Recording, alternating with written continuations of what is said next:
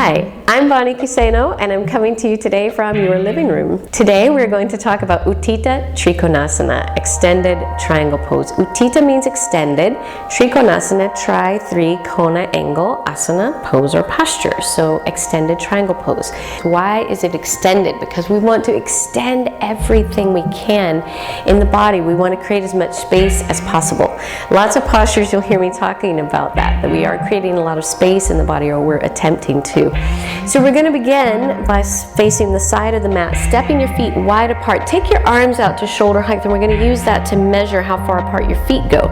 So ankles, ideally, are underneath your wrist. Imagine that you tied a string to your wrist and dropped it down. It should hit your ankle or be pretty close to that. Now just resting your hands on your hips, we're going to turn the right toes 90 degrees to the right, so it's facing directly towards the front of your mat. Then the left toes, you're going to turn them in slightly as well.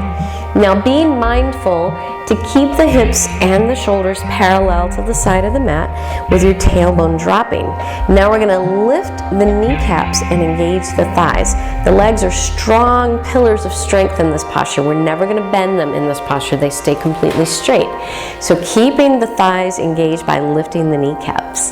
Inhale, float your arms up to shoulder height. And as you exhale, just cut the right hip under. So you begin to tilt yourself over to the right.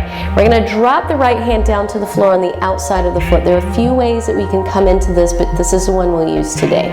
So just take a few breaths here. Give a moment for your legs to open up, for the thighs and the inner thighs to stretch and open. And on your next inhale, I want you to think about pushing your tailbone forward and tucking your left sit bone underneath you. So as that begins to happen, your left hip and your left shoulder are going to roll back. Now if you can leave your hand on the floor, leave it on the floor. But if that's too far, shift your hand up onto your ankle or your shin. Continue pressing the tailbone forward, rolling the left hip back, rolling the left shoulder back, and take your left hand straight up towards the sky. Now take a look down at your right ankle. Your head should be right above your ankle, and if your head is forward, that's a good sign that you probably don't have your hand high enough up on your leg. If you can't bring the head back, then just move your hand higher up. You want it not to come on the knee or above the knee, but anywhere below that is fine.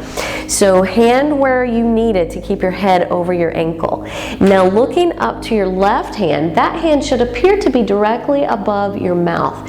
Not flying back, not over, nowhere but straight up. So we have a long line of energy from left fingertips to right fingertips. So we're creating that spaciousness in the chest and the upper back.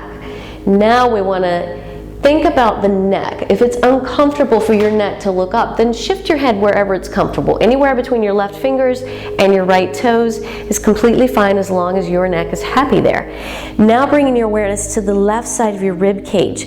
We want to make sure that that's not rounding up, because then we're losing some of the length in the spine and the right side of the waist. So take a deep breath. And as you exhale, let the left side of your rib cage drop down. Now we're creating more space between the tailbone and the top of the head. Be mindful to keep the tailbone still pressing forward towards the front of your body. And now as you inhale, lift up through the left hand and come all the way up to the top.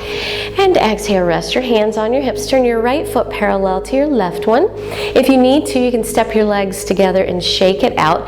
You want to make sure that you do the other side as well. Sometimes Utthita Trikonasana is a little confusing. It's hard to know where your head's supposed to be, where your tail's supposed to be, where your arms are supposed to be. So just knowing that you're creating as much space in the body as you can and aligning everything as much as you can at that point.